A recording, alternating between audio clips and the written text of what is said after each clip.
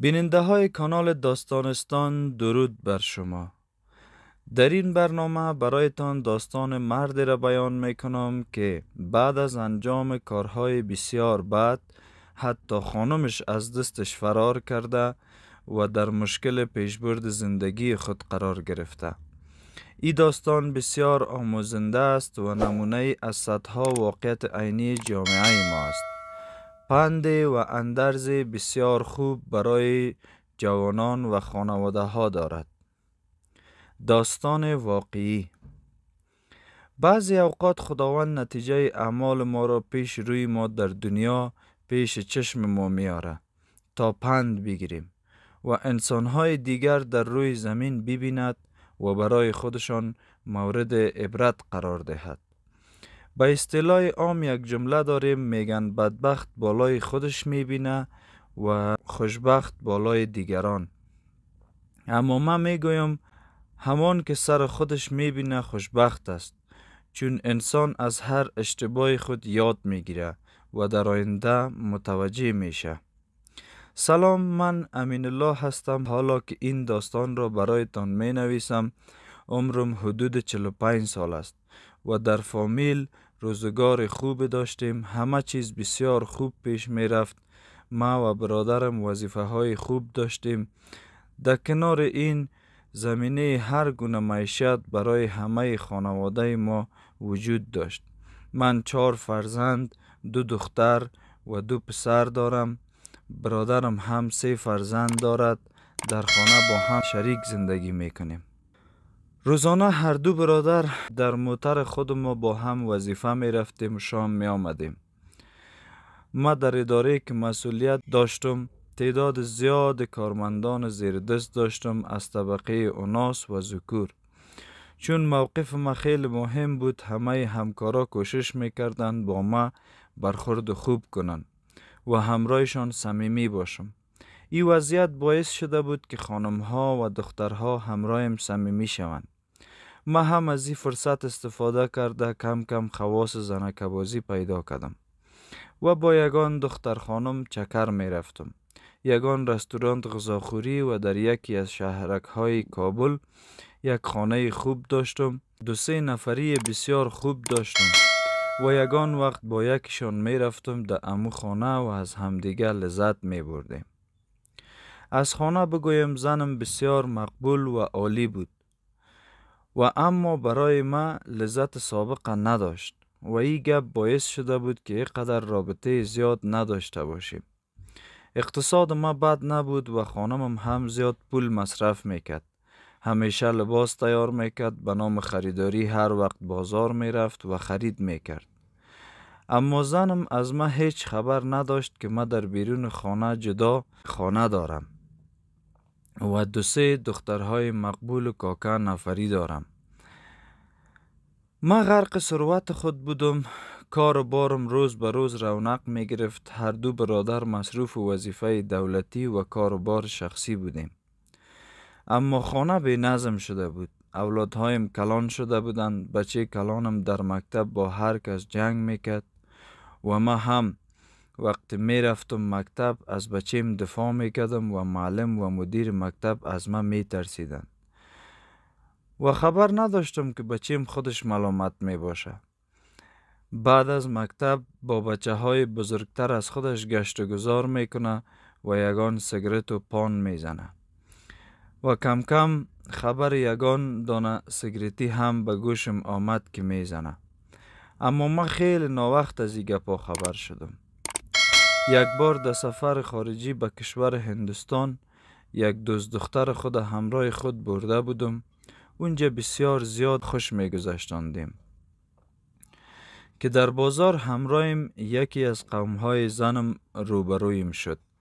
وقتی همراهش سلام علیک کردم نفریم را اشاره کردم که دور بروه. وقتی ازم پرسان کرد که چطور آمدی هند، گفتم خانمم مریض است، او را آوردیم به خاطر تداوی. خب گفت اگر خدمت به ما باشه ما در خدمتیم. ازش تشکری کردم و رفت پشت کارش. نامش کریم بود. وقتی کریم از ما دور شده به برادر زنم زنگ زده و ازش پرسان کرده که خواهرت را چی شده که شوهرش هند آوردیش؟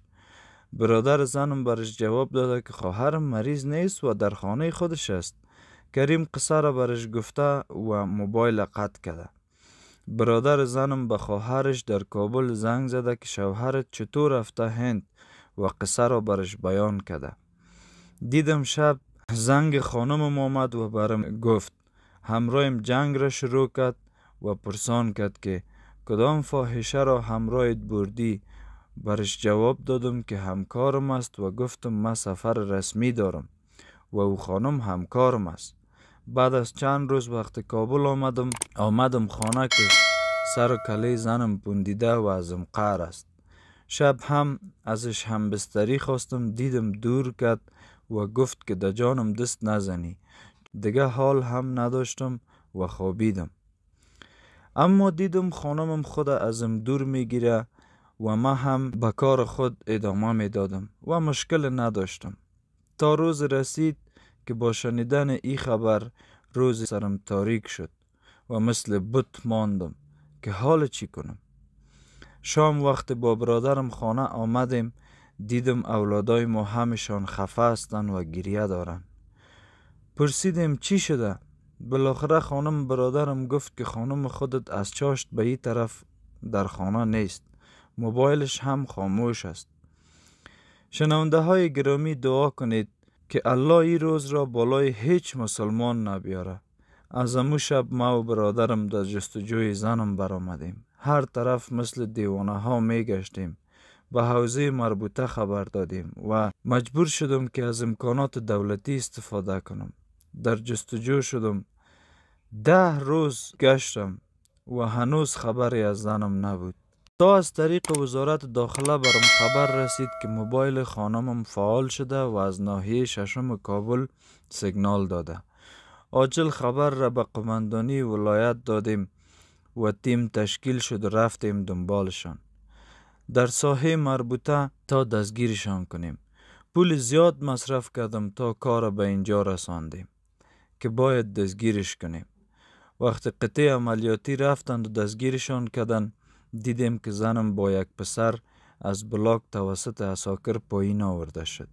خانمم را به شرط تسلیمم کردند که نباید برش ضرر برسانیم و از همه ما ضمانت گرفتند که اگر کس لطش کرد همه تان را در زندان می اندازیم. زنم را آوردم خانه و پیش مردم و قوم خود دیگه مثل یک بیغیرت شده بودم تا مجبور شدم در یک گوشه دور کابل برم و دور از قوم زندگی کنم. وقتی از زنم پرسان کردم که چرا این کار را کرد، برم گفت که تو میتونی بروی شبها و روزهای تا در بغل زنای مردم تیر کنی و با ما سرد باشی. مجبور شدم این کار را کنم. حالا حیران هستم که اگر زنم را بکشم پیش خدا چی جواب بدم و اگر زنده بانمش هم چطور.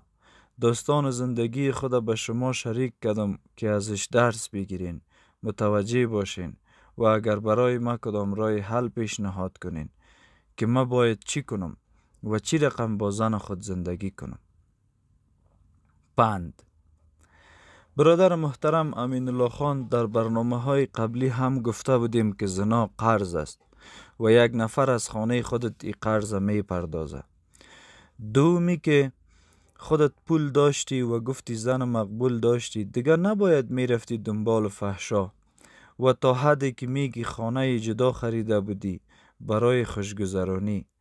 حتما زنت هم متوجه بوده که خودت در مقابلش به احساس و سرد هستی. از سوی دیگه پول هم برش میدادی و همیشه میرفت بازار و خریداری میکرد. دیگه خودت فکر کو که چرا این حالت سرت آمده. حال هم کار خوب کردی که خانمت را به قتل نرساندی. پیشنهاد میکنم که هر دویتان اول با خودتان دوباره امو دوستی و صمیمیتتان آغاز کنین. وقت 3 یا 4 اولاد دارین حتما شروع زندگی تان خوب بوده. قبول کو که هم تو اشتباه کردی و هم خانمت، اما شاید او هم از کارش پشیمان باشه و تو هم. توبه کنین و گذشته را فراموش کنین و نزد یک عالم خوب دین بروین و تعهد کنین که همدیگر را دوست داشته باشین.